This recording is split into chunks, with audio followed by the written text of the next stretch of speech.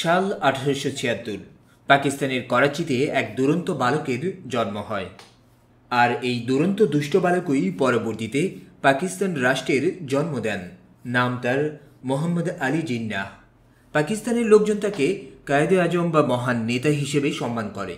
শুধু পাকিস্তান নয়, ভারত কিংবা বাংলাদেশেও জিন্নাহর একটি আলাদা সম্মান রয়েছে।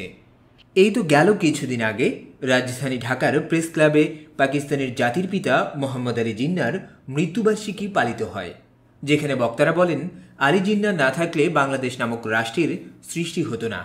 যদি জিন্নাহ সে সময় পূর্ব পাকিস্তান অঞ্চলকে পশ্চিম পাকিস্তানের সঙ্গে না নিতেন, তবে আজ বাংলাদেশ সৃষ্টি হতো না, হয়তো ভারতের একটি অঙ্গরাজ্য হতো। মোহাম্মদ আলী জিন্নাহর জন্ম 25 ডিসেম্বর 1876 সালে। তৎকালীন বোম্বে প্রেসিডেন্সির অন্তর্গত করাচির ওয়াজির ম্যানশনে মোহাম্মদ আলী জিন্নাহ জন্মগ্রহণ করেন। বর্তমানে এই স্থান পাকিস্তানের সিন্ধু প্রদেশের অংশ। শৈশবে তার নাম ছিল মোহাম্মদ আলী জিন্নাহ ভাই। তার বাবার নাম জিন্নাহ ভাই পুঞ্জা ও মায়ের নাম মিঠাবাই। তার বাবা ছিলেন একজন গুজরাটি ব্যবসায়ী। গোন্ডাল রাজ্যের পিনালি গ্রামে তার পরিবারের আদি নিবাস ছিল।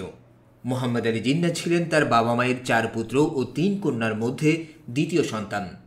তার বাবা মা দুজনেই ছিলেন গুজরাটি ভাষী। তাদের সন্তানরা এর পাশাপাশি কুচি, সিন্ধি ও ইংরেজিতে কথা বলা শেখেন।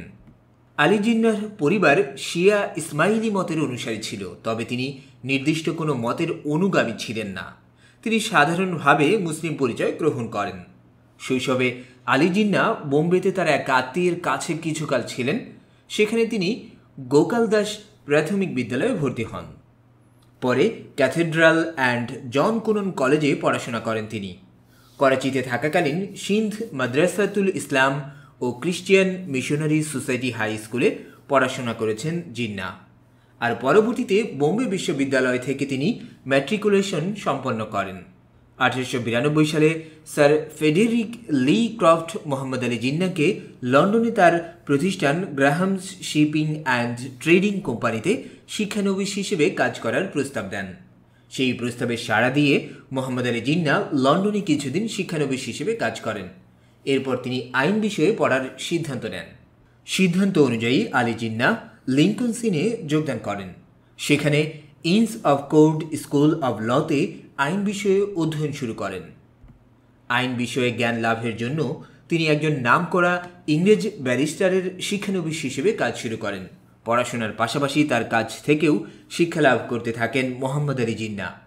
এ সময়েই তিনি তার নাম সংক্ষিপ্ত করে মোহাম্মদ আলী জিন্নাহ রাখেন। ইংল্যান্ডে ছাত্র থাকা অবস্থায় জিন্নাহ 19 শতকের ব্রিটিশ উদারতাবাদ কর্তৃক প্রভাবিত হন, যা মূলত গণতান্ত্রিক রাষ্ট্র ব্যবস্থা এবং প্রগতিশীল ধারার একটি ধারণা। 20 বছর বয়সে জিন্নাহ বোম্বেতে তার আইন পেশা শুরু করেন। বোম্বেতে তখন তিনি ছিলেন শহরের একমাত্র মুসলিম ব্যারিস্টার। বোম্বেতে খুব অল্প সময়ে সবচেয়ে নামকরা ব্যারিস্টার হিসেবে সুপরিচিত হন তিনি। এরপর থেকে বাকি জীবন ইংরেজি তার প্রধান ভাষা হয়ে ওঠে।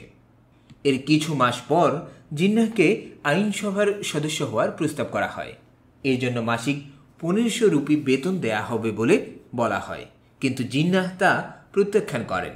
তার ভাষ্য ছিল যে তিনি দৈনিক 1500 রুপি উপার্জনের পরিকল্পনা করেছেন, এমনকি এরপর তিনি তা উপার্জন করতেও সক্ষম হন। তবে এর মানে এই নয় যে জিন্নাহ লোভী ছিল, বরং তিনি যখন পাকিস্তানের গভর্নর জেনারেল হন তখন তিনি বেশি পরিমাণ বেতন গ্রহণে অসম্মতি জানান। সে সময় তার বেতন মাসে 1 রুপি ধার্য করেন জিন্নাহ নিজেই। 1904 সালের ডিসেম্বরে কংগ্রেসের 20তম বার্ষিক অধিবেশনে অংশ নেওয়ার মাধ্যমে জিন্নাহর রাজনৈতিক জীবন শুরু হয়। তিনি কংগ্রেসের মধ্যপন্থী দলের সদস্য ছিলেন। স্বায়ত্তশাসন অর্জনের জন্য তিনি হিন্দু মুসলিম ঐক্যের উপর জোর দিয়েছিলেন। 1920 দশকের প্রথম দিকে জিন্নাহ তার আইন পেশায় বেশি নিয়োজিত ছিলেন, তবে একই সাথে তিনি রাজনীতিতে যুক্ত থাকেন। পরবর্তীতে তিনি কংগ্রেস ছেড়ে মুসলিম লীগে যুক্ত হন। 1930 সাল থেকে 1934 সালের মধ্যে অধিকাংশ সময় তিনি লন্ডনে থেকেছেন। সেখানে প্রিভি কাউন্সিলে ব্যারিস্টার হিসেবে কর্মরত ছিলেন তিনি। 1933 সালের শুরুতে ভারতীয় মুসলিমরা জিন্নাহকে ভারতে ফিরে পুনরায় মুসলিম লীগের দায়িত্বভার গ্রহণের আহ্বান জানায়। কারণ জিন্নার অনুপস্থিতিতে দলের কর্মকাণ্ড হ্রাস পেয়েছিল। এরপর লিয়াকত আলী খান জিন্নার সাথে সাক্ষাৎ করে তাকে দেশে ফেরার অনুরোধ জানিয়েছিলেন। অবশেষে 1934 সালের প্রথম দিকে জিন্না ব্রিটেনে তার বাড়ি বিক্রি করে দেন এবং আইন ব্যবসা বন্ধ করে ভারতে ফিরে আসেন। পরের 2 বছর জিন্না মুসলিম লীগের সমর্থন বৃদ্ধির জন্য কাজ করে যান। দিল্লির কেন্দ্রীয় সরকারে মুসলিম নেতৃত্বাধীন বাংলা ও পাঞ্জাবের প্রাদেশিক সরকারের কথা বলার সুযোগ তিনি নিশ্চিত করেন।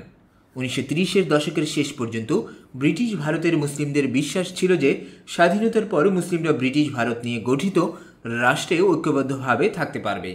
অনেক কংগ্রেস নেতা ভারত রাষ্ট্রের জন্য একটি ক্ষমতাশালী কেন্দ্রীয় সরকারের পক্ষপাতী হলেও জিন্নাসহ মুসলিম রাজনীতিবিদরা মুসলিমদের জন্য শক্তিশালী সুরক্ষা ব্যবস্থা ছাড়া তা মানতে রাজি হননি।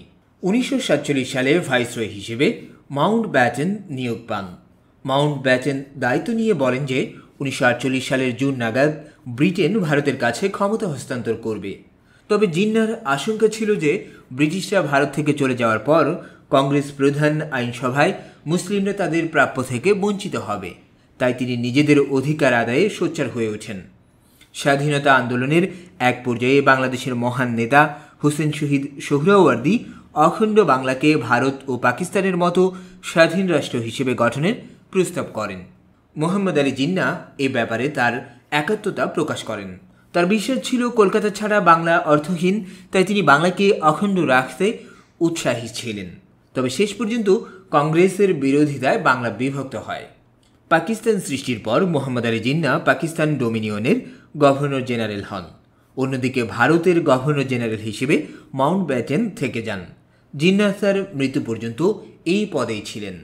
1948 সালের 11 সেপ্টেম্বর করাচিতে তার বাসভবনে মোহাম্মদ আলী জিন্নাহর মৃত্যু হয়। তিনি দীর্ঘদিন ধরে যক্ষা রোগে ভুগছিলেন। 12 সেপ্টেম্বর তাকে দাফন করা হয়। এই দিন পাকিস্তান ও ভারত দুই দেশই শোক প্রকাশ করে।